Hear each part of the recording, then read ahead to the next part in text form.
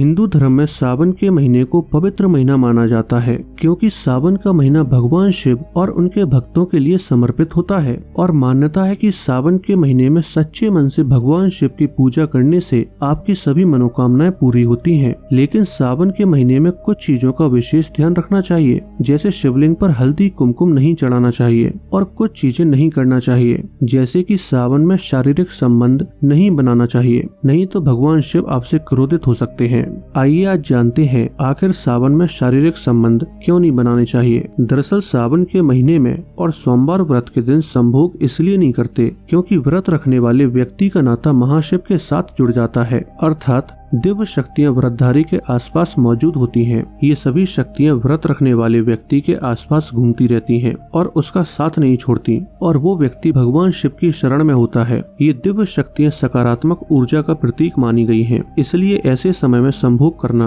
कई दिव्य शक्तियों को क्रोधित करने के बराबर माना गया है। क्योंकि एक तरफ तो आप भगवान शिव से प्रार्थना करते हैं कि हे प्रभु आप मेरी पुकार अवश्य सुने, और दूसरी तरफ आप व्रत रखने पर संभोग करते हैं, जो कि शास्त्रों के अनुसार घोर पाप के बराबर माना जाता है। अगर कोई व्रत रखते समय में शारीरिक संबंध स्थापित करता है तो ये दिव्य शक्तियां भयानक रूप ले लेती हैं। ये शक्तियां क्रोध में आकर आपस में टकराती हैं और व्रत रखने वाले व्यक्ति को अंत तक जीवन भर परेशानियां झेलनी पड़ती हैं। इसके अलावा गरुड़ पुराण में भी बताया गया है कि व्रतधारी को संभोग करने से बचना चाहिए, क्योंकि वो व्यक्ति उस समय ईश्वर की शरण में होता है। इसलिए सावन के पवित्र महीने में अगर आपने व्रत रखा है तो आपका नाता ईश्वर से जुड़ गया है। ऐसे में जब तक आपका व्रत पूरा ना हो जाए और सावन का महीना समाप्त ना हो जाए, तब तक आप शारीरिक संबंध स्थापित कभी न करें। आइए अब जानते हैं इस संबंध में आयुर्वेद क्या तर्क देता है। दरअसल आयुर्वेद के अनुसार सावन के महीने में मनुष्य के अंदर रक्त का संचार अधिक होता है, जिससे काम की भावना बढ़ जाती है